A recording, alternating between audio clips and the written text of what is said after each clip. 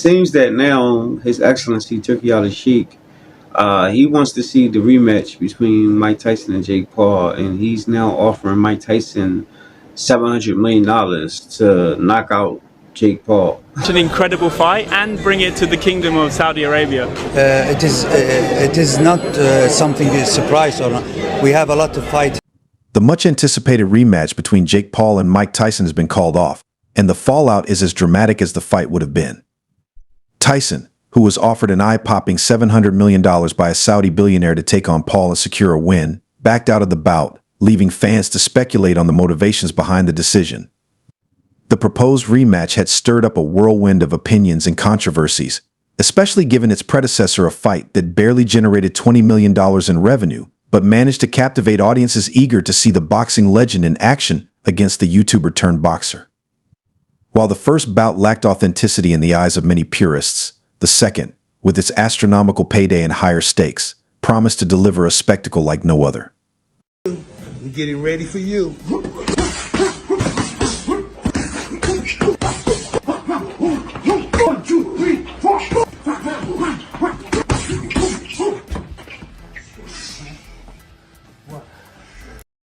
This rematch offer, orchestrated by a wealthy Saudi tycoon who idolized Tyson, was more than just a financial incentive.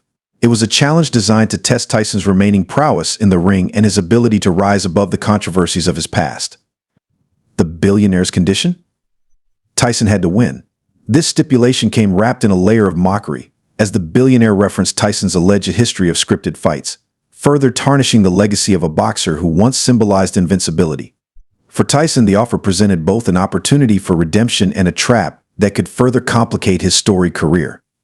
However, for Jake Paul, the stakes were equally complex. Jake Paul's rise in boxing has been marked by careful opponent selection, marketing savvy, and an ability to turn every match into a media circus. His fights are less about pure athleticism and more about entertainment value, which has made him a polarizing figure in the sport. Stepping into the ring with a 57-year-old Tyson for a playful match was one thing, facing a motivated Tyson backed by a $700 million carrot was another. Now offering Mike Tyson $700 million to knock out Jake Paul. And it's all coming from...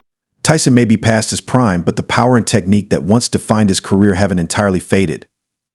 Paul, known for his strategic matchmaking, saw the writing on the wall. A rematch could easily turn into a career-ending loss.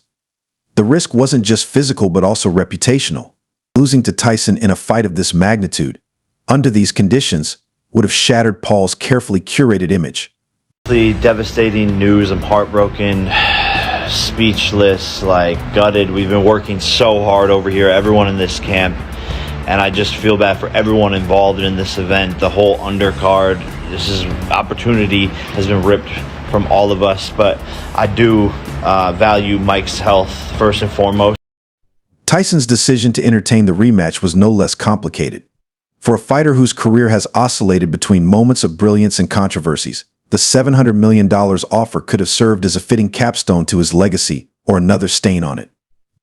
The taunts from the Saudi billionaire, who implied Tyson could be bought as easily as his rumored past suggested, added a psychological layer to the challenge. If Tyson won, critics would downplay the victory, framing it as a hollow triumph over a YouTuber with limited boxing skills. Wasn't the Tyson-Jake fight, wasn't that amazing?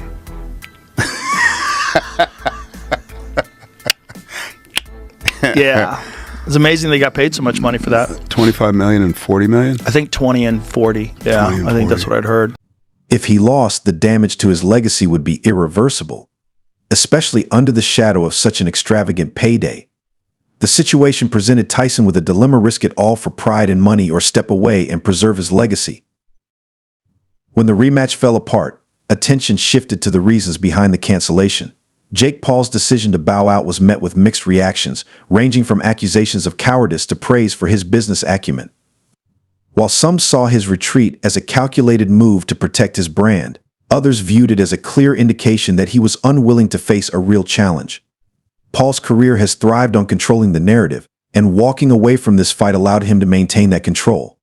However, the decision also reinforced the perception that Paul's boxing career is more about theatrics than genuine competition. The involvement of the Saudi billionaire added another layer of intrigue to the story. That now His Excellency Turki al-Sheikh, he wants to see the rematch between Mike Tyson and Jake Paul, and he's now offering Mike Tyson $700 million to knock out Jake Paul. By injecting such a staggering amount of money into the mix, he not only elevated the stakes but also highlighted the shifting priorities in modern boxing.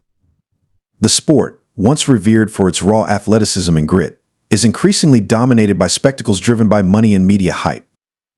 The billionaire's mocking comments about Tyson's past further muddied the waters, turning what could have been a straightforward rematch into a highly charged psychological battle. For Tyson, the fight was no longer just about the money. It became a chance to reclaim his dignity and prove that he was more than a relic of boxing's golden era. Jake Paul's reluctance to face Tyson under these conditions is understandable from a strategic standpoint. Paul has built a lucrative career by carefully managing his image and choosing opponents he can realistically beat.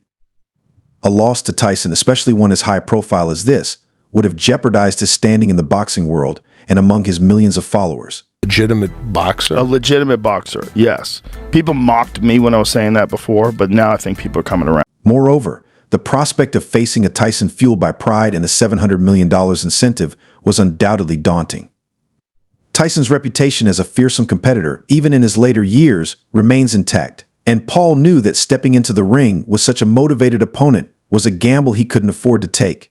Jake Paul wasn't Jake Paul if he wasn't this YouTube guy. He was just a boxer. And you see a boxer knock out the former UFC welterweight champion, not just the former, but one of the best ever. Knock him out with one punch like that. You're like, oh man, have you seen this Jake Paul dude coming up? He's fucking for real. Because nothing about watching him fight screams like he's in over his head. If it wasn't that big YouTube star, you'd be like, that dude's got dynamite. For Tyson, the cancellation of the rematch is both a setback and a relief. While the fight presented a chance to silence his detractors and secure an unprecedented payday, it also came with significant risks. Tyson's legacy, already marred by controversies and setbacks, would have been further scrutinized regardless of the outcome. Winning against Paul might have felt hollow in the eyes of purists, while losing would have been catastrophic. By stepping away, Tyson retains the aura of mystery and unpredictability that has defined his career, leaving fans to wonder what might have been.